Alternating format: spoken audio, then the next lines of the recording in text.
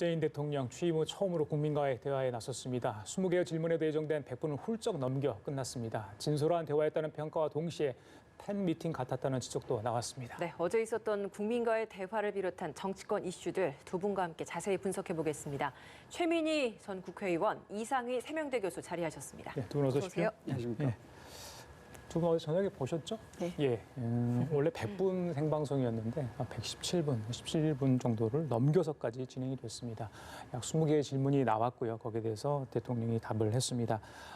열기는 뜨거웠고 또 전에 없던 형식이었기 때문에 많은 관심을 받았는데 전반적으로 어떻게 보세요? 일단 총평 듣고 자세한 얘기 좀 나눠보도록 하겠습니다. 그러니까 우선 문재인 대통령은 무슨 정치인이나 권력자라기보다 사람 냄새 나는 그냥 이웃집 아저씨, 좋은 아저씨 같은 느낌? 네, 그런 느낌이 확 전달되더라고요. 그 연장선상에서 독도 헬기 추락 사건과 관련한 유족들이 이게 카메라가 꺼진 줄 알고 이렇게 다가갈 때 다가가서 포옹하는 장면은 뭉클하더라고요. 네, 그리고 그 표정이 정말 그 안쓰럽고 미안하고 막 그런 울 것 같은 그 표정이 되게 인상적이었습니다. 그래서 대통령에 대한 그 진솔함에 대한 국민적 공감은 얻었을 것 같아요. 그리고 구체적으로는 뭐 계속 얘기를 하겠지만 사실 풀기 어려운 문제들이 있습니다. 지소미아 같은 것에 대해서는 단호한 민족적 입장을 냈고 이제 부동산 같은 경우는 사실 굉장히 어려운 겁니다. 그러니까 땀을 뻘뻘 흘리신 몇 개의 질문도 있었고 그래서 모든 이제 행사가 있고 나면 긍정평가도 있고 부정평가도 있는 것이고 또 저런 파격적인 형식이 순기능도 있고 역기능도 있다고 봐요. 그래서 그러나 저는 그걸 쇼라고 야당이 비난할지언정 과거 대통령 누가 쇼라도 하면서 국민에게 다가가려고 했느냐 이렇게 반문하고 싶고 어쨌든 국민들과는 많이 만나시는 게 좋겠다 생각합니다. 예, 여러 가지를 짚어주셨네요. 이 교수님은 어떻게 보셨습니까? 말씀하신 부분에 일정 동의도 합니다만은 일단 전체적으로 총평을 한마디로 정리를 하자 그러면 선택과 집중이 조금 부족했지 않느냐라는 생각을 합니다. 예를 들어서 말씀을 드린다면 화살도 많았고 관역도 많았다. 그렇다 보니까 뭔가 많이 분산된 듯한 그런 느낌이 있다. 국민들이 진정으로 원하고 알고 싶어하는 것들은 사실상 좀 질문을 했다고 그러지만 관역도 많고 화살도 많다 보니까 거기에 대해서 도드라지게 명쾌한 설명은 없었다라는 것이죠. 형식적인 측면에서는 저는 그렇게 부정적이지 않다고 봅니다. 자유스럽게 국민들과 대화를 시도했다는 그 자체 그것만으로도 상당히 의미를 평가할 수 있는 문제고 다만 이제 내용적 측면에서 앞으로 대통령이 다른 정권이 들어선다 하더라도 국민과의 대화에 있어서는 조금 방식을 바꿔줘야 되지 않겠나라는 그런 생각이 들어요. 이 프랑스의 그 대통령은 실제적으로 이런 타운홀 미팅 방식의 대화를 많이 하거든요. 예를 들어서 인권개혁 같은 경우에 실제적으로 3-4시간 정도 스탠딩 자세에서 500명이 군중들이 모인 상태에서 질문, 사진 각본 없이 정말 질의응답을 받아서 그걸로 계기로 해서 상당한 지지도가 올라가고 젊은 지도자의 이미지를 확실하게 구축했거든요. 이건 뭐냐 그러면 조금 이제 기술적으로 따지면 이렇습니다. 화살도 많고 과정이 많았다는 것은 실질적으로 선택된 집중 아젠다가 없었다는 겁니다. 그래서 앞으로 볼 때는 횟수도 중요하겠지만은 대통령이 국정의 최고 지도자로서 정책에 대해서 이야기하고 현안에 대해서 이야기할 때는 어느 한 아젠다에 충실해서 그걸 통해서 국한돼서 좀 집중적으로 이야기할 수 있는 그런 어떤 토론회가 개선돼야 되지 않겠느냐라는 생각을 해봤습니다. 예, 이 교수님께서 좀 아쉬운 부분을 이야기를 해주셔서 그러면 최민희 의원께서 보시기엔 좀 아쉬웠던 부분이 있다면 어떤 게 있었겠습니까? 그러니까 우선 그 일용직 근로자의 질문이 있었습니다.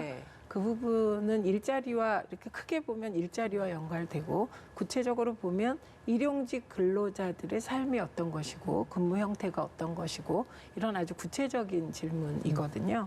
근데 질문하시는 분도 좀 되게 추상적으로 했고 대통령의 답변도 그 질문에 맞추신 거죠. 추상적이었던 것 같습니다.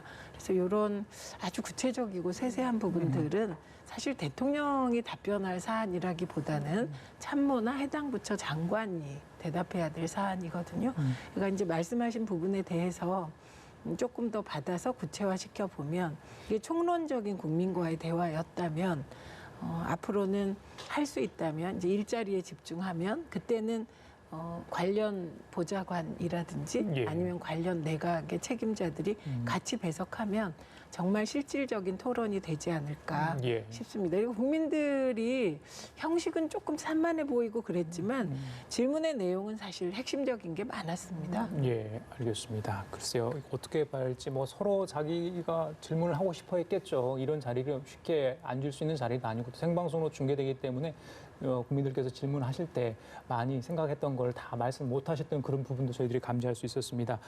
취지는 좋았는데 연출력에 한계가 좀 있었다 이런 지적도 있던데 어떻게 그 부분에 대해서 보십니까? 이렇습니다. 뭐 경험적 측면에서 말씀을 드리자 그러면 저는 이제 청와대에서 근무를 할 때 이 예. 행사 자체를 이제 기획도 해보고 예. 직접 추진도 해봤습니다만은 그때마다 느끼는 부분이 이렇습니다. 우리 최 의원께서는 실질적으로 어떤 역대 대통령이 그렇게 해봤느냐라고 얘기 반문하시는데 못하는 이유들이 좀 있습니다. 꺼리는 이유들이 뭐냐 예. 그러면은 상대가 국민이라는 거죠. 상대가 기자가 아니고 국민이기 때문에 여기에 대해 부담이 많습니다. 왜 부담이 많냐면 자칫 이런 대화를 많이 할 경우에 이것이 보여주기식 쇼로 그칠 경우가 있다. 결국 집중적인 아주 상세한 토론이 안 된다. 국민의 시각에서 질문하기 때문에 그게 답할 수밖에 없다. 그래서 결국 보여주기식 쇼통이다라는 그런 논란이 많이 생길 수가 있습니다. 그런 저러한 이유 때문에 실제 역대 대통령들이 국민과 대화를 한 번 내지 두 번으로 끝일 수밖에 없는 이유죠.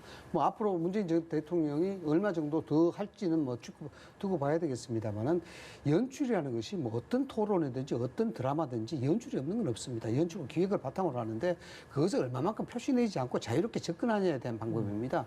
결국 연출은 관리를 전제로 하는 것이거든요. 통제를 전제로 하는 것입니다. 그것이 없으면 사실 연출과 기획이 안 되는 거죠. 연출 이야기 네. 말씀하셨기 때문에 탁현민 전 선임 행정관이 했다면 어떻게 됐을까요?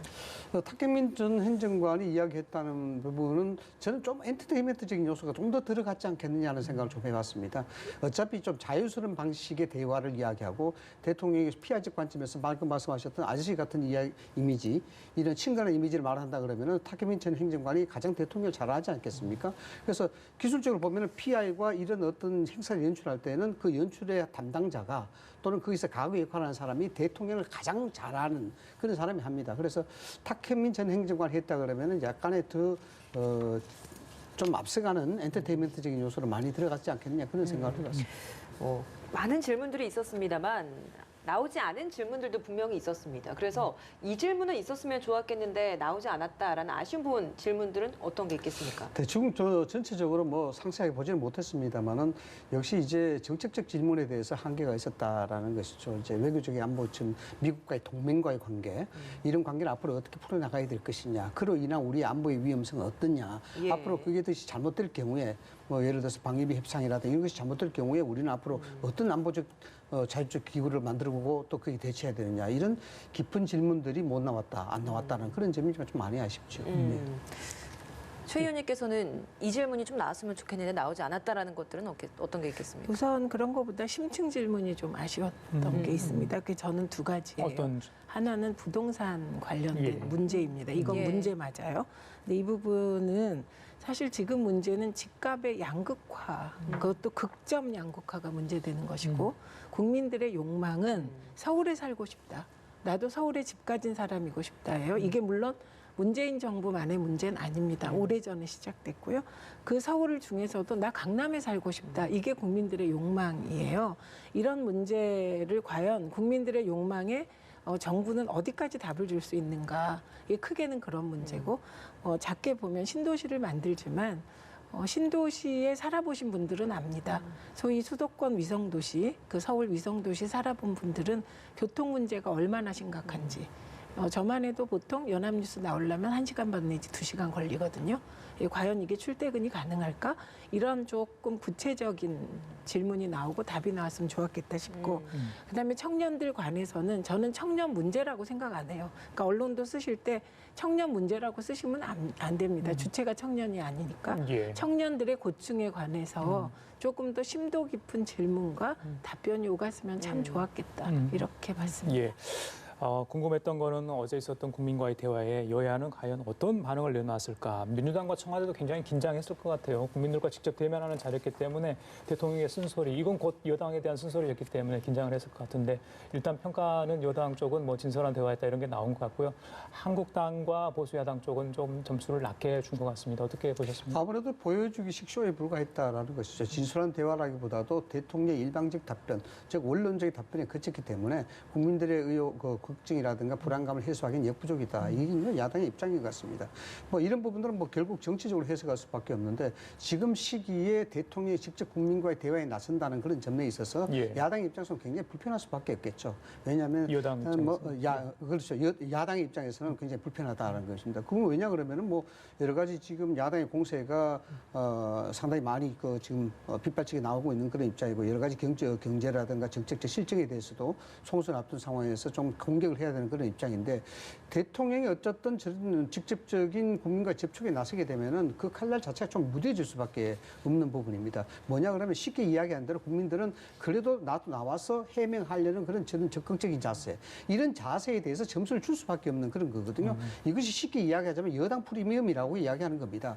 그런 측면에서 그런 프리미엄에 상당히 좀 불편을 느낄 수밖에 없는 게 야당의 입장인 것이죠. 그런 식으로 본다 그러면은 대통령의 국민과의 대화는 어떤 정치적인 국면 전환용으로 하기 위한 일종의 이벤트적 행사였다. 이렇게 이제 야당 입장에서는 이야기를 할 수가 있죠. 예. 뭐 이벤트 맞죠. 저게 그러면 뭐 늘 하는 뭐 일상적인 행사입니까? 그러니까 이벤트라는 비판은 비판이 아니에요. 그러니까 비판도 좀 제대로 하셨으면 좋겠다 싶고요. 쇼도 맞습니다. 보여주기 위해서 하는 거 맞아요. 그런데 뭘 보여주냐가 문제겠죠. 그래서 저는 오히려 대한신당에서 나온 논평이 정확했던 것 같습니다. 대통령은 소통하려고 노력했다. 그런데 국민 갈망을 채우기에는 부족했다. 되게 정확했다 싶고 그 자유한국당이 쇼라고 하던데 더 큰 쇼 아닌가요? 황교안 대표가 갑자기 단식하시겠다고 하는 건. 그러니까 저는 국민들이 예전과 같지 않다. 그리고 너무 황교안 대표가 언론 믿고 그러시면 곤란하다. 이런 조언을 드리고 싶고 단식을 통해서도 그 쇼잖아요. 그 질문 제가 이후에 한국당 얘기를 좀 드리도록 네. 하겠습니다. 죄송합니다. 예, 그렇죠. 네, 자, 저희가 이제 그러면 항목별로 좀 하나하나 좀 더 구체적으로 들어가서 이야기를 나눠보도록 하겠습니다. 조국 전 장관 관련된 이야기가 나오지 않을까 했는데 역시나 나왔습니다. 인사권 관련해서 대통령이 또 이쪽 답을 했는데 이렇게 대답을 했습니다. 한번 좀 들어보고 있습니다. 오늘 장관으로 지명한 그 취지하고는 어쨌든 상관없이 결과적으로 그것이 많은 국민들에게 오히려 갈등을 주고 또 국민들을 또 분열시키게 만들고 한 점에 대해서는 정말 송구스럽다는 말씀을 드리고 다시 한번 이렇게 사과 말씀을 드립니다. 네, 이렇게 다시 한번 국민들 앞에서 직접 또 앞에 만난 자리였기 때문에 송구스럽다, 사과 말씀 드린다라고 다시 한번 사과를 했습니다. 어떻게 들으셨습니까? 이게 제 박사 논문이 사과에 관련된 건데요. 대통령의 사과에 관련된 건데 예. 자꾸 제가 이런 말씀 드리면 한국당 쪽에서는 참 불편할 것 같아요. 뭐냐 그러면은 대통령의 사과라는 것은 사실상 쉽지는 않습니다. 대통령의 사과는 크게 세 가지로 봐야 되는데요. 시기가 어떠냐, 그리고 정무적으로 영향이 어떠냐, 그다음에 역사성을 봐야 됩니다. 가장 중요한 게 역사성이죠. 어떤 정책적 현안이나 어떤 사안에 대해서 대통령이 사과를 하게 되면 그 역사성을 인정하는 겁니다. 그 일이 잘 됐다 못됐다 해야 될 부분이죠. 대체적으로 사과하는 것은 잘못된 부분을 이야기하는 것입니다. 그럼 그 역사에 기록이 된다는 것이죠. 그 역사성에 대해서는 상당한 부담을 느낄 수밖에 없는 부분입니다. 어쨌든 조국 사태는 잘못된 것이죠. 뭐 광장을 둘러 갈라놨었고 또 국민들 하여금 분열에 대한 상태로 갔었고 또 적절하지 못한 그런 사람을 인사에 임명을 했기 때문에 문제가 됩니다. 그래서 역사적 차원에서는 대통령이 사과를 했다는 그 자체는 상당히 결단이 있다. 그 부분입니다. 다만 이제 문제가 있다고 짚는다 그러면 그에 대한 시기성입니다. 과연 언제 시기를 택해서 사과를 해야 될 것이냐 이런 부분이거든요. 뭐 아주 뭐 구체적으로 들어가면 시간 관계상 이야기도 못 드리겠습니다만은 그 시기라는 것이 국민이 채 갈라지기 전에 분열되기 전에 그 상황에서 대통령이 나서서 말 한마디로 해결할 수 있는 그 시점, 그 시점에 있어서 사과를 했더라면 차라리 좋았을 텐데 지금 와서 국민적인 소통, 국민적인 대화라는 큰 이벤트 장을 만들어 놓고 거기서 사과를 하면은 그 임팩트는 배가 될 수는 있으나 이미 거기서 상처받았던 국민 분열에 대한 치유는 하지 못한다. 이런 점이 좀 아쉽다는 것이죠. 예. 뭐 대한민국의 국론이 분열된 게 뭐 문재인 정부 들어서 됐습니까? 그런 건 아니고요. 네, 그리고 공론이 분열됐다는 것은 모두 다 가슴 아프죠. 근데 민주사회이기 때문에 또 분열되는 겁니다. 그래서 저는 관점을 좀 달리해서 보고 있고요. 그리고 결과적으로 분열된 것이죠. 그리고 저는 아직도 조국 장관 임명 파동과 관련하여서는 누가 광장을 분열시켰는가에 대한 확실한 판단 내려지지 않았다고 생각합니다. 다만 대통령의 지위, 대통령의 입장에서는 사실 모든 게 대통령 책임 아닙니까? 그에 대한 사과는 질문이 나오고 뭐 사과할 용의가 없냐? 당연히 답을 해야 되는 것이고요. 예. 저는 문재인 대통령이 아무리 야당이 흔들어도 지지율이 지금 3년 차에 이렇게 흔드는 분위기에서도 45%, 50% 가까이 되는 것은 저런 태도 때문이라고 생각합니다. 그러니까 사실 억울한 면도 있지 않겠습니까?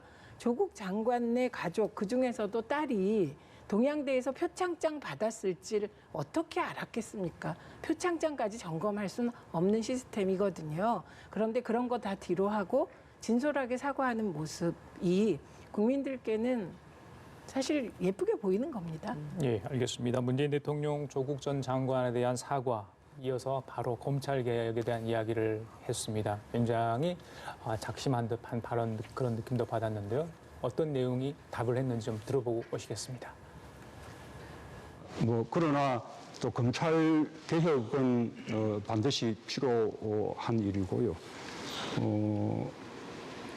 이번 기회에 검찰 개혁의 어떤 중요성이랄까, 이런 절실함 같은 것이 다시 한번 좀 부각된 것은 한편으로는 좀 다행스럽다는 생각이 듭니다.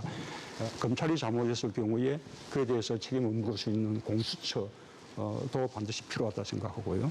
사실 세계에서 우리 검찰만큼 많은 권한을 다 집중적으로 가지고 있는 그런 기관이 없고요. 그 반면 검찰이 이제 무소불위 거라고 기구라고 그렇게 인식이 돼 있는데 차제에 검찰이 스스로 이렇게 개혁을 통해서 국민을 위한 기관으로 거듭난다면 아마도 예, 마지막 부분이죠. 스스로 개혁, 국민을 위한 기관으로 거듭난다면 좋겠다, 이런 말씀이셨고, 뒷부분에 윤석열 검찰총장에 대한 신뢰, 직접 신뢰라는 단어를 썼습니다. 이거 어떻게 봐야 되는 겁니까? 그러니까 만약에 제가 기자였다면 이 빅 이벤트죠. 아주 큰 이벤트의 헤드라인을 윤석열 믿는다로 뽑아야 맞다고 생각해요. 요즘 같은 분위기에서. 근데 그렇게 뽑은 언론이 없더군요. 참 제가 좀 감각이 떨어지나 봐요. 그런데 저는 예. 문재인 대통령이 윤석열 총장을 신뢰한다.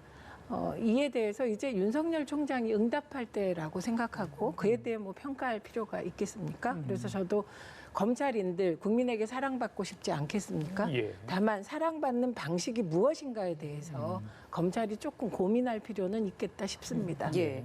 공수처에 대한 설명도 굉장히 좀 구체적으로 또 하셨거든요. 이 검찰 개혁과 관련된 답변은 어떻게 들으셨습니까? 먼저 윤석열 총장에 대한 신뢰에 대한 부분은 2번 정도 언급을 했더라고요.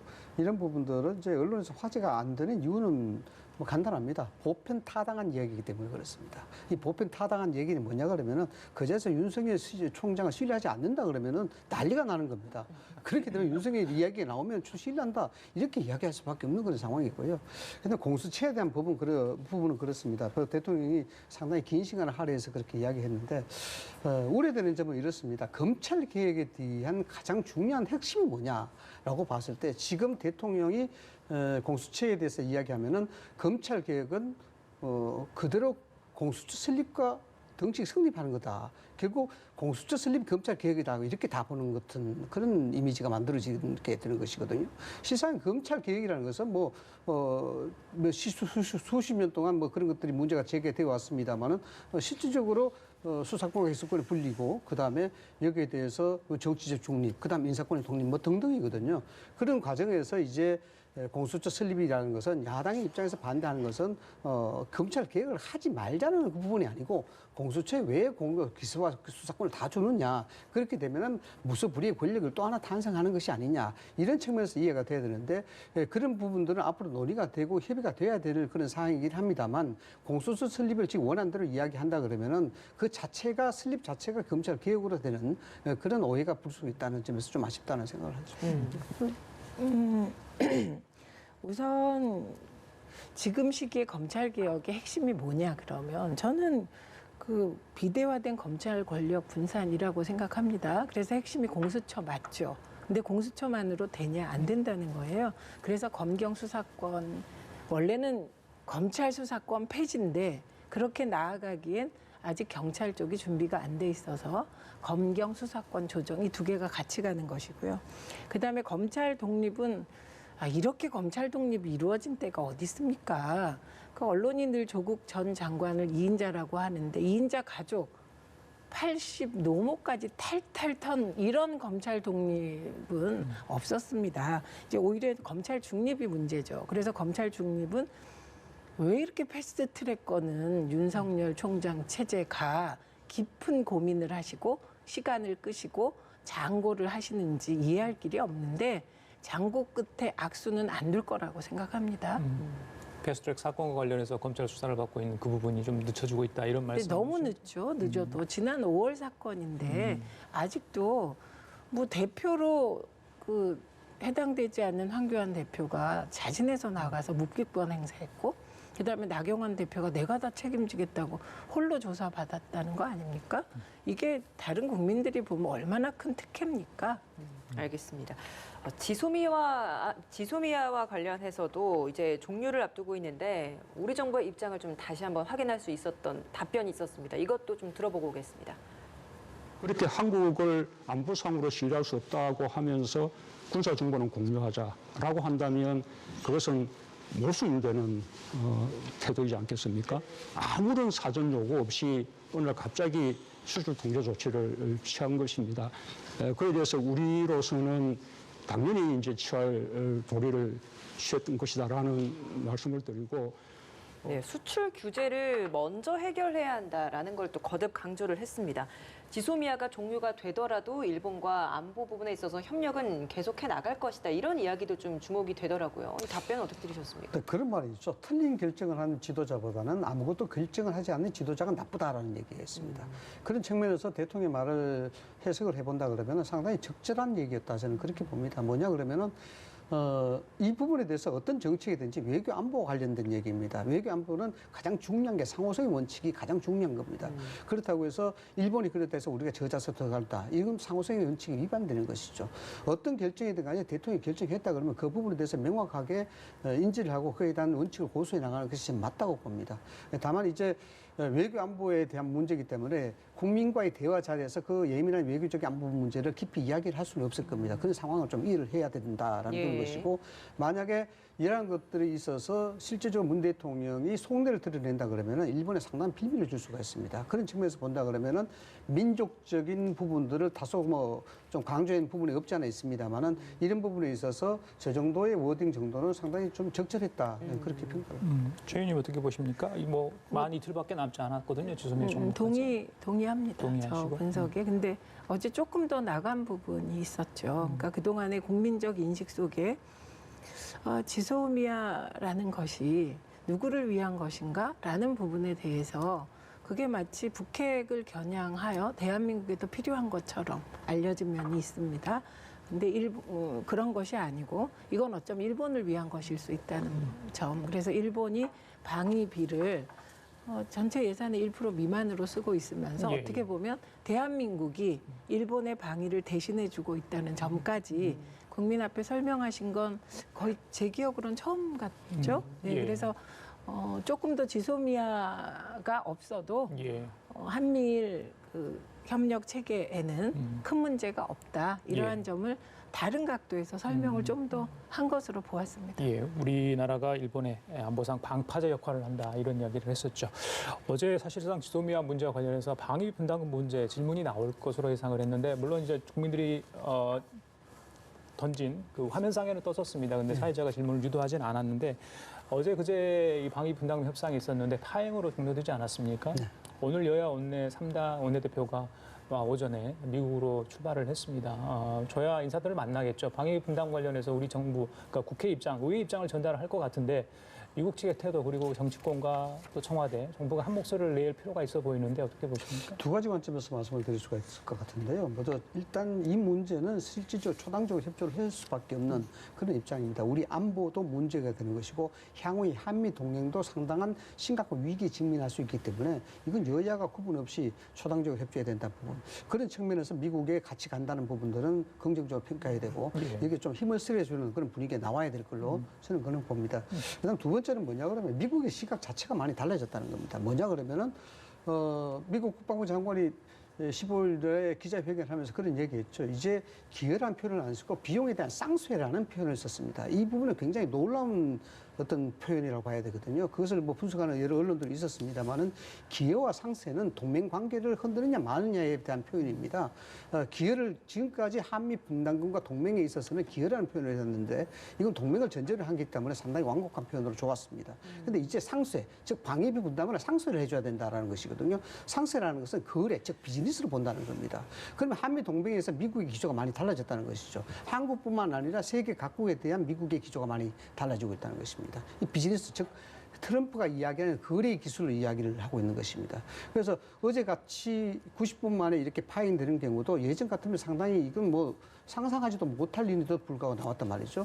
이런 것들은 그 원인이 어디에 있느냐 이런 부분부터 좀 따져봐야 되는데 실질적으로 한미 관계의 동맹이 이만큼 심각한 균열적 상태에 갔다. 그것은 한국 측이 잘못했던 또는 미국의 트럼프가 거래 기술을 비즈니스적으로 이 관점을 돌렸던 이 뭐 상호의 어떤 절충되는 그런 문제점이 없지 않아 있겠습니다만은 상당히 좀 심각한 문제고 이런 부분들은 방위 분담금이 어떻게 타결될지 모르겠습니다만은 앞서 말씀을 드린 대로 이 부분은 뭐 초당적으로 좀 협조를 해서 여기에 자칫 뭐 미군 철수라든가 극단적 상황이라든가 동맹이 파괴된다든가 균열이 심각하게 간다든가 이런 기조가 흔들리지 않도록 좀 지혜를 모아야 될 때가 아닌가 그렇게 봅니다. 예, 주님.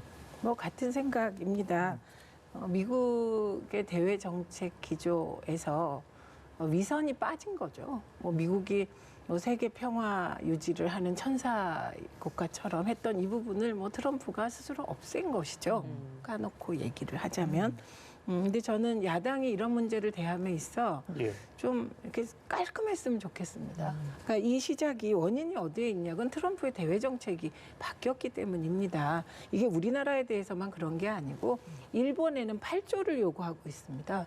그리고 우리나라엔 5조를 요구하고 있는 것이거든요. 그래서 이런 부분은 트럼프라는 독특한 스타일의 미국 대통령으로 인해서 지금 우리뿐만 아니라 일본도 같은 문제에 직면해 있다는 거죠. 그러면 원인에 대해서 정확하게 판단하고 대응은 일치해서 해주면 사실 국민들이 야당에 마음을 주지 않겠습니까? 그리고 미국이란 나라가 독특한데 이라크 파병 한창 시끄러웠을 때 우연히 매우 진보적인 미국 교수와 얘기를 할 기회가 있었습니다. 근데 그 얘기가 아주 틀린 거 맞다. 나중에 미국이 비판받을 수도 있다. 그런데 지금은 좀 우방인 한국이 도와줘야 되지 않냐?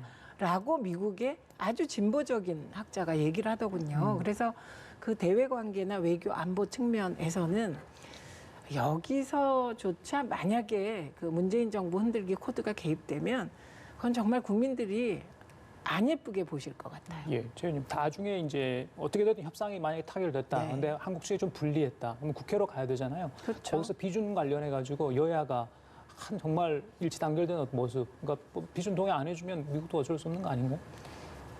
미국 문제에 대해서 우리 자유한국당 쪽에서 뭐 사실 그런 걸 비준 안 한 경우는 잘 못 본 것 같은데요. 그래서 한미 동맹을 워낙 중요시하고 있으시기 때문에 예. 그러니까 오히려 정부가 협상을 잘하는 게 중요하고 예. 지금은 국회가 비준을 안 할 수는 없다고 봅니다. 저는 정부 협상 결과를 예, 그렇기 예. 때문에 정부가 협상하는 과정에서 국회가 얼마나 정부에 힘을 실어주느냐 예. 이게 관건 같아요. 예. 이 남북 문제와 관련된 질문도 있었습니다. 뭐 개성공단 이야기도 그렇고 한꺼번에 이제 질문을 받아서 여기에 대한 대답을 큰 틀에서 했는데 3차 북미 정상회담에 대한 기대, 연내 또 네. 성사되는 것에 대한 기대는 아직까지 버리지 않은 그런 취지의 내용들이 있었습니다. 이 내용 답변 어떻게 드리겠습니까? 문재인 대통령의 입장 그리고 정부의 입장으로서 남북 관계의 정책 문제가 가장 큰 딜레마죠 사실. 가장 또 성과를 나타낼 수 있는 좋은 정책이기도 하고요. 여기에 정무적 부담이 굉장히 크다고 봐야 됩니다.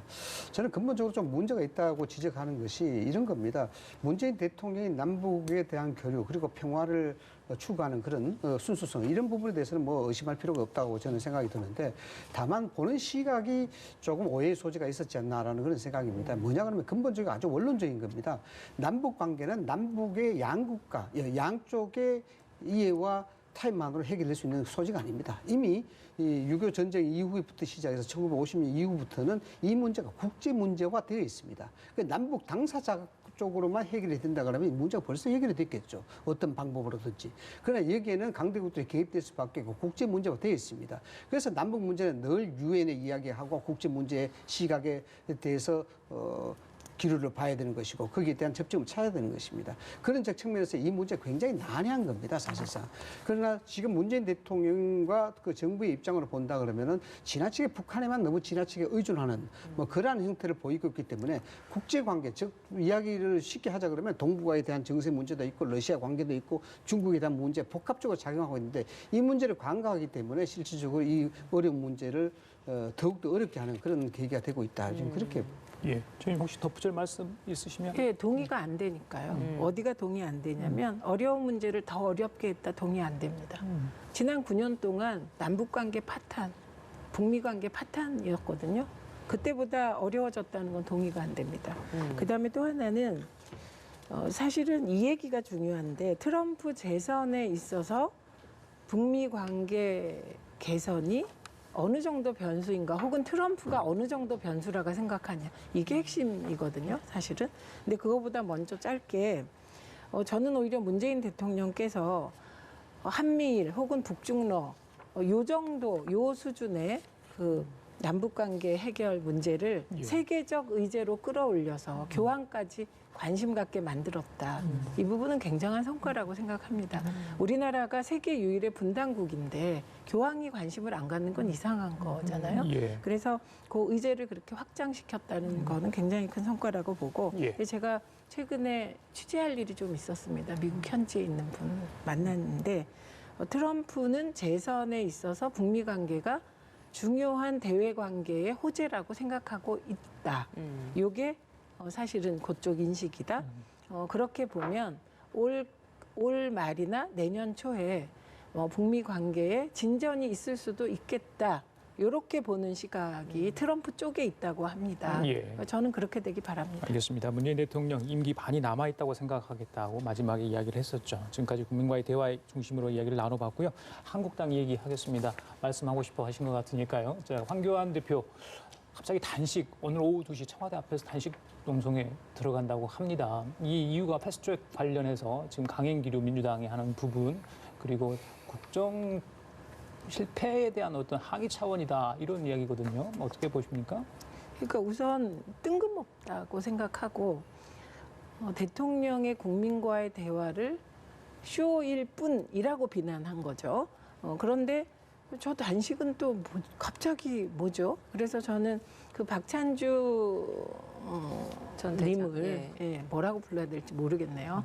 박찬주 전 대장을 영입하면서 파동이 일었습니다. 영입 파동이죠. 그 후에 갑자기 보수통합을 의제로 기자회견을 했어요. 뜬금없이. 그러니까 그 보수통합이 지금 어떻게 되고 있는지 국민도 언론도 관심이 없습니다. 첫 번째 뜬금포가 보수통합이었고요. 이번에는 더 이상한 뜬금포 단식이 나왔는데 자유한국당 사실 단식에 대한 추억이 좋지 않아요. 나경원 전 대표가 그때 단식 이끌어서 그때 뭐 레저 단식, 뭐 간식 단식 이런 비아냥이 있었거든요. 그리고 단식은 목숨 걸고 하는 것인데 이렇게 해도 되실지. 그리고 패스트트랙은요. 법무부 장관 하셨잖아요. 그런데 저런 태도를 취하시면 어떡합니까? 법과 원칙에 따라 기준을 좀 잡고 국민적 상식에 따라 행동하셔야 하지 않겠습니까? 예. 정치인의 단식 결정 쉽지 않을 것 같습니다. 그것도 야당 제1야당의 대표가 했다 하는 건 좋은데 나중에 어떻게 출구를 마련할 건지 항상 그런 질문을 저희들이 드리거든요. 어떻게 보십니까, 이 교수님? 일단 뭐 출구 전략을 어떻게 짜고 있는지 모르겠습니다만은 방금 말씀하셨다시피 야당 제1야당의 대표가 단식에 들어갔습니다. 정치사적으로 상당히 좀 주목할 수밖에 없는 그런 사안이겠죠. 지금 시기적으로 상당히 좀 급하게 돌아가고 있습니다. 지소미아뿐만 아니라 앞으로 다가올 수 있는 패스트트랙에 대한 문제, 선거법 제도에 대한 문제, 여기에 대해서는 지금 현재 기류로서는 야당, 즉 한국당이 여기에 당의 명운을 걸다시피 하고 있는 입장입니다. 그런 입장에서 당의 대표격인 황교안 대표가 어떠한 액션도 취하지 않고 그냥 레토릭만 한다는 그 자체는 좀 임팩트가 가다고 봐야 되겠죠. 그런 측면에서 단식이라는 아주 극단적인 선택을 통해서라도 이 부분을 자꾸 물밑에 들어가는 것을 끄집어 올리고 싶은 아마 황교안 대표의 어떤 순수성이 여기에 있다라고 봅니다. 물론 뜬금없다라고 비판할 수도 있겠습니다만은 정치라는 것은 뭐 정치가 생물이듯이 이런 것들을 다시 끄집어내는 것도 일종의 전략적 차원을 볼 수도 있는 것이고요. 그것도 정치적 행위로 봐야 되는 겁니다. 그런 측면에서 지금 여당의 입장으로서는 이 부분에 대해서 좀 예의주시하고 있을 겁니다. 여기에 단순한 뭐 뜬금없다, 뭐 좀 비판적인 기류만 존재하는 것이 아니고 황교안 대표가 단식에 나설 수밖에 없던 정치적 환경 그리고 야당의 입장 이 부분에 대해서도 동의하는 쪽도 상당히 많다라고 봅니다. 홍준표 대표가 오늘 또 이 황교안 대표의 이런 행보들에 대해서 헛발질을 한다라는 또 이야기를 또 하지 않았습니까? 물밑대화 부족한 상태에서 통합카드 꺼내들었고 뜬금없이 영수회담을 제안을 했고 그리고 또 아무 준비 없이 청년들과의 정책 발표회를 가졌다. 이런 것들에 대해서 헛발질이라고 지적을 했는데 오늘 이런 단식 투쟁에 대해서는 좀 어떤 또 입장을 내놓을까요? 정치 구단이 정치 초단 보기에는 그렇죠. 네, 그럴 수밖에 없습니다. 이걸 테크닉으로 보느냐, 순수한 정으로 보느냐에 대한 문제인 것 같습니다. 이 테크닉으로 보면은요, 저도 사실 황교안 대표를 비판할 수밖에 없습니다. 뭐냐 그러면은 집안의 습가래가 무너지려고 그러는데 바깥에 나가서 지금 장구축 북축하고 이게 단식할 이유가 있겠느냐, 이게 과연 설득이 있겠냐 이렇게 받아들이는 겁니다. 그럼 제가 말씀드린 긍정적인 표현이라는 것은 야당 대표로서 할 수 있는 최선의 방법이 지금 뭐겠느냐. 그걸 봤을 때 황교안 대표는 최선의 방법을 찾고 있는 것이다. 이렇게 해석이 된다는 거죠. 김세연 의원의 불출마 선언 이후에 불거지고 있는 한국당의 내용, 인적 쇄신론과 이 황교안 대표의 단식 결정과 관련이 있다고 보십니까? 그러니까 김세연 의원의 불출마 선언 그리고 사실상 당 지도부 혁신 그게 퇴진인지 뭐 명확하잖아요. 그 압박을 받고 있다고 봐야죠. 근데 그게 단식으로 풀어질 일이 아니죠. 그래서 오히려 지금 황교안 대표가 할 일은 중지를 모아서 야무지게 총선 대응을 하는 겁니다. 필요하다면 총선 기획단에 젊은이들도 넣고 이렇게 좀 수선해서 가는 그래야 이게 또 제도권 정치 아닙니까? 그래야 이제 돌아가는 것인데 저런 대응을 하는 것은 사실은 그 쇄신론에서 눈을 돌리게 물타기 하겠다는 거고 만약에 김세연 쇄신이 폭풍이 된다면 진짜 정치에 좋은 일이죠. 근데 지금으로선 찻잔 속의 미풍으로 그칠 가능성이 크고 또 저는 민주당 내에 일어나는 거 잠깐 한 말씀 해도 예, 지금 여쭤보려고 그랬어요. 짧게 네, 또 오셨으니까 말씀하고 싶은 점 저는 있을 것 이렇게 같아서. 생각합니다. 386 전체 물러나라 동의하지 않습니다. 그러나 그 말을 바꿔서 이거엔 동의해요. 정치적 상상력이 고갈된 386은 정치를 떠나라. 예, 이거에 동의합니다. 그래요? 마찬가지로 박지원 의원 같은 분 보면 자기식 정치적 상상력이 있기 때문에 지금 여든을 바라보십니다. 그런데 국민들이 무슨 말을 할지 귀를 기울여요. 그리고 이철희 의원이 희생적인 아름다운 희생으로 지금 뭔가 정치를 바꾸겠다는데 원래 그 미랄은 미랄로서 끝나야 돼요. 거기서 싹 틔우고 내가 열매까지 맺겠다 하고 나서는 순간 희생이 좀 퇴색될 수도 있다고 생각하고 황교안 대표님은 이제 단식은 시작은 쉬운데 나오기가 힘들고 또 일각에서는 계엄문건 연루 의혹과 관련하여 뭔가 그것도 염두에 둔 게 아니냐는 얘기까지 나오니 참으로 앞으로 벌어질 정국이 답답합니다. 교수님. 뭐 한국당 상황 자체는 뭐 비대위 체제로 가는 것이 가장 급선무다. 좀 그렇게 개인적인 생각을 이야기하고요. 예. 민주당에 대한 부분은 이게 정치 상상의 이야기했으니까 시간이 짧아서 짧게 이야기할 수밖에 없는데 감사합니다. 여권 내부에 김세연 의원과 임종수 전 실장에 대한 불출마 선언 이 부분은 상당히 결이 좀 있습니다. 뭐냐 그러면은 김세연 의원은 정치적 메시지를 많이 담았고 임성수 정실장은 정치 메시지가 없습니다. 예. 이 부분은 상당히 좀 의미가 있습니다. 한쪽은 돌아올 다리에 다리 줄을 끄는 것이고 임성수 비서실장 같은 경우 어떤 상당한 여지를 남겨놓고 있다. 여지를 남겨놓고 있는데 저는 뭐 정리하자 그러면은 민주당 내에 임종석 전 시장이 향후 총선과 대선을 염두에 둔 전략적 선택이었고 여기에는 여권 내부의 주도권 경쟁도 틀림없이 있다라고 생각합니다. 예, 알겠습니다. 토론이 필요한데요. 예, 다음 좀 기회를 드리도록 하겠습니다. 지금까지 최민희 전 국회의원 이상희 세명대 교수였습니다. 오늘 두 분 말씀 고맙습니다. 감사드렸습니다.